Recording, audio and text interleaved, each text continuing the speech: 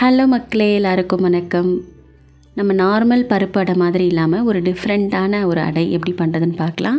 அதுக்கு ஃபஸ்ட்டு நான் ஒரு 1.25 கப் அளவு இட்லி அரிசி ஒரு 5 மணி நேரம் ஊற வச்சுக்கிறேன். நீங்கள் சாப்பாட்டு அரிசி கூட எடுத்துக்கோங்க, அது உங்கள் இஷ்டம்தான்.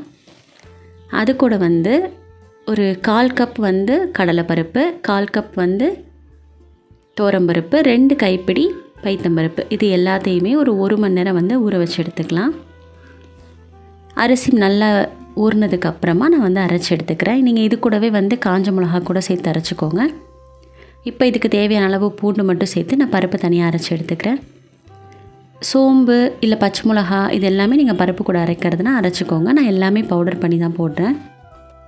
இந்த அடைக்கு மெயின் இவங்க தான். ஸோ இவங்களை நான் நல்லா துருவி எடுத்துக்கிறேன். இதுதான் இந்த அடைக்கு ஒரு நல்ல டேஸ்ட்டே கொடுக்கும். இதை ரொம்ப மசியணும் அப்படின்னு இல்லை, ஒரு 2 தடவை நீங்கள் ஜஸ்ட்டு ஒரு திருப்பினீங்கன்னா போதும், அந்தளவு மசிஞ்சால் போதும்.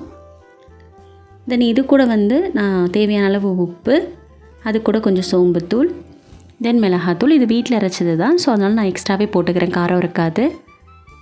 அது கூட கொஞ்சம் பெருங்காயத்தூள், இது எல்லாத்தையுமே நல்லா மிக்ஸ் பண்ணி கொடுத்துக்குறோம். இது கூட நம்ம சின்ன வெங்காயம் பொடியாக நறுக்கி போட்டால் ரொம்பவே நல்லாயிருக்கும். என்கிட்ட இல்லை, அதனால நான் பெரிய வெங்காயம் போட்டுக்கிட்டேன். தென் அது கூட கொஞ்சம் கருவேப்பிலை.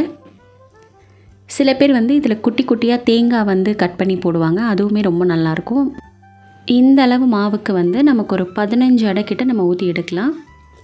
நல்ல மொறுன்னு சூப்பராக இருக்கும். நம்ம அடை ஊற்றினதுக்கப்புறமா அங்கங்கே சின்ன சின்ன ஹோல் மாதிரி போட்டுட்டு அதில் நல்லெண்ணெய் விடுங்க. அப்போ தான் நல்ல முறுகி சூப்பராக வரும். இது தேங்காய் சட்னி அண்ட் அவியல் கூட வேறு லெவலாக இருக்கும். நீங்கள் ட்ரை பண்ணி பார்த்துட்டு எப்படி இருக்குன்னு சொல்லுங்கள். வீடியோ பிடிச்சிருந்ததுன்னா சேனலை சப்ஸ்கிரைப் பண்ணி சப்போர்ட் பண்ணுங்கள். செஞ்சு பார்த்துட்டு எப்படி இருக்குன்னு சொல்லுங்கள். தேங்க்யூ.